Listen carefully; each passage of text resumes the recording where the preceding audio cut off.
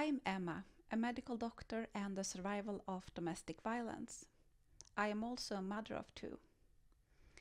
I know how difficult it can be to talk to your kids about abuse, especially when the perpetrator is their own father. Professionals and school teachers have told me that my kids are doing exceptionally well under the circumstances. I will share with you today my 5 tips to help your kids recover and heal after a situation with domestic violence in the home. Step number 1.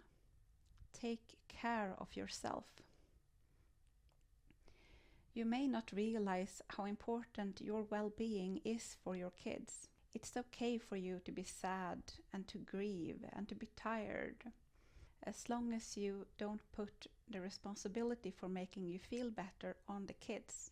Them knowing that you are taking the actions to recover and process it will be a comfort for them. It will also help them to understand that it is normal that it takes time to work through everything and to start to feel better. That will give them space to do likewise. I've created a separate video for how you will start to heal after abuse, and I will put a link up here. Step number 2. Create a safe and predictable environment. Being alone with responsibility for the kids and in perhaps a chaotic life situation is not easy. This is not the time to be very strict about the screen times. It's okay to leave the dishes pile up. But if I can give you one advice, it would be to focus your energy on keeping the routines. So the meal times and the bed times. That gives the day a frame, and it helps the kid to predict what the days will be like, and that creates safety for them. Tip number 3. Talk. Your kids may not talk on your terms and time. They will open up when they feel safe to do so, and when they feel that you have the time to listen. It might come when you're out on a walk, or when you're doing an activity together. If you are cuddling and the kids are feeling relaxed, that might be the time when some memories or some questions are bubbling up. I noticed that during story time in the evening, the kids will usually start to talk, and they will have many things to share during that time. When they do take the initiative to talk, try to listen. You don't have to solve their problems. You don't have to make it okay and take away their feelings.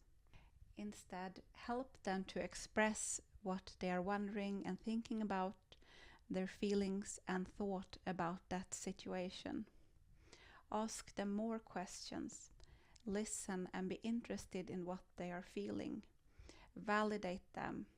Tell them that it is perfectly normal to be sad.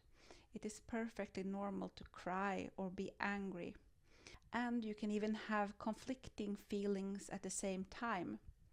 You might love and miss the person, and at the same time be sad and angry. I call this the double feeling. And my daughter often tells me that, Mommy, I am having the double feeling again. Can you tell me what it is? And she just wants me to tell her the explanation and that it is normal. It is also important to remind the kids that what has happened is not their fault. Kids naturally put the blame on themselves when something happens with the parents. Remind them that they are not at fault. If the kids ask you questions, respond if you feel it's appropriate for them to know. Always be honest and never lie. However, you need to make an adult judgment if this is something that they should know. For example, you might tell the kid that Daddy was being mean to me and he hurt me, and that is why we cannot live with him. But you may not want to tell them the details of exactly what he did. I will tell you a story to illustrate my point. The story is a bit gruesome, but I think it will help to illustrate the point. A boy in a family I knew started having sleep difficulties. Eventually, it crept forth that during his grandfather's funeral, he had asked his parent that, "Please, I want to see Granddaddy." The parents had planned to have the coffin closed during the ceremony, and the body was not prepared. But when the boy insisted, they decided to take out the nails and open the coffin. Seeing his deceased grandfather in a state of decay was very shocking, and that was the reason for his sleep disturbances. My point is this: just because a kid asks you a question and really wants to know the answer, it is still your adult decision to decide if this is information that will help them and that is necessary to give them.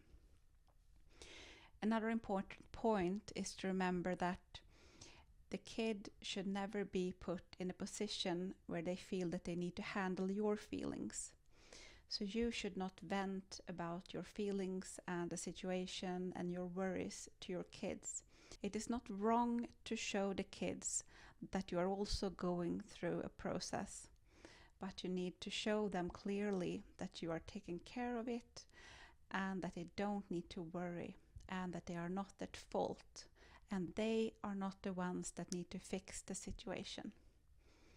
Another great tip to help both yourself and your kids to focus on the joyous things in life is to every evening say 3 things that you really loved about today. You'll be surprised what they will tell you.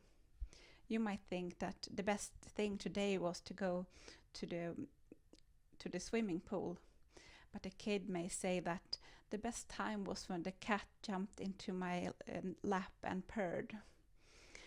It helps you to focus on the things that you can be grateful for.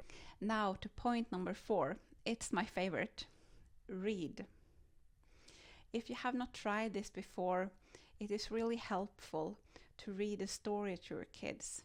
To listen to a book and a character in the book who is dealing with a difficult situation can really help your kid to identify with someone else who is going through something similar.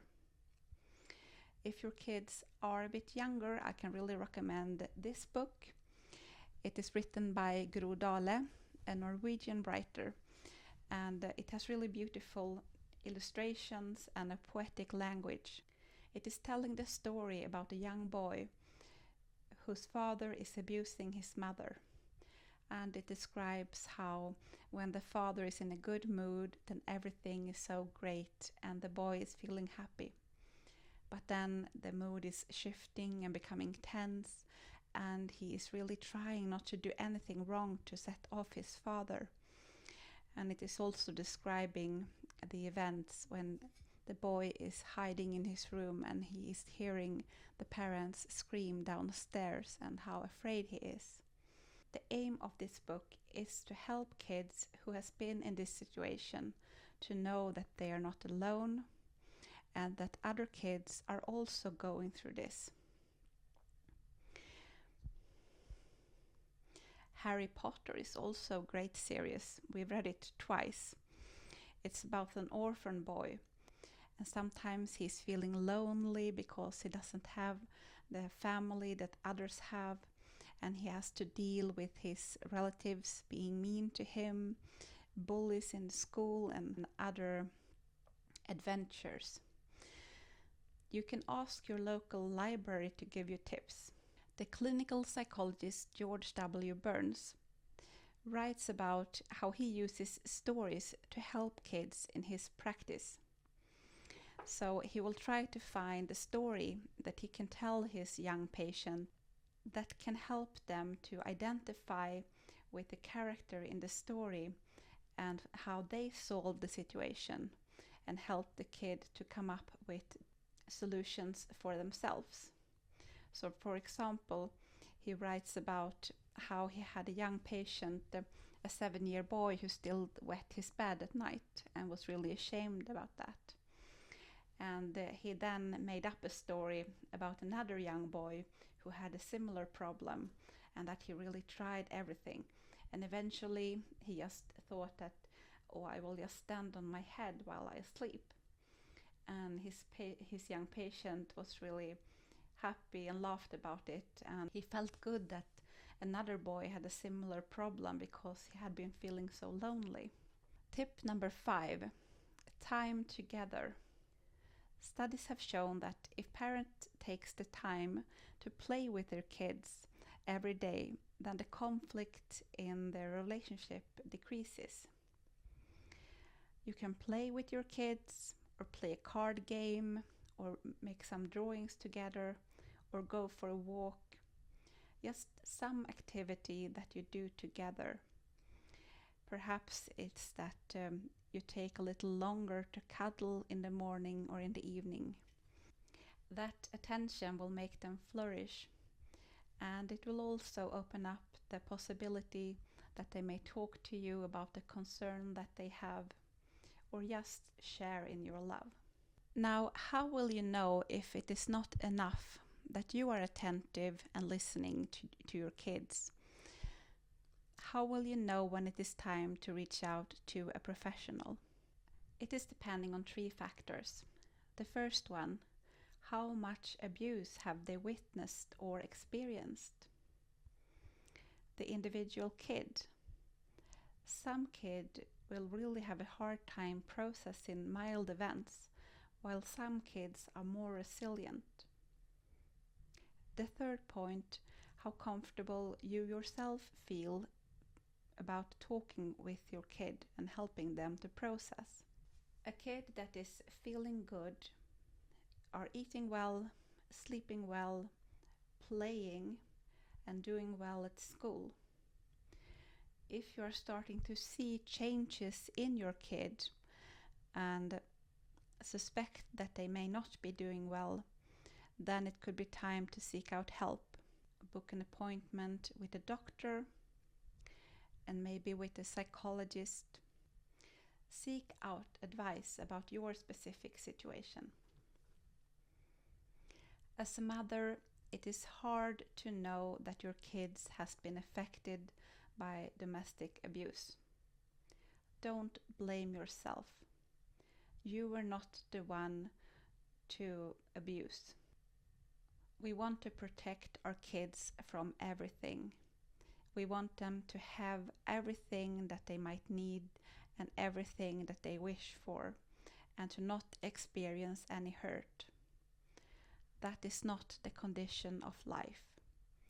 There is sickness, death, war, and conflict, and unfortunately, there are also people who hurt other people.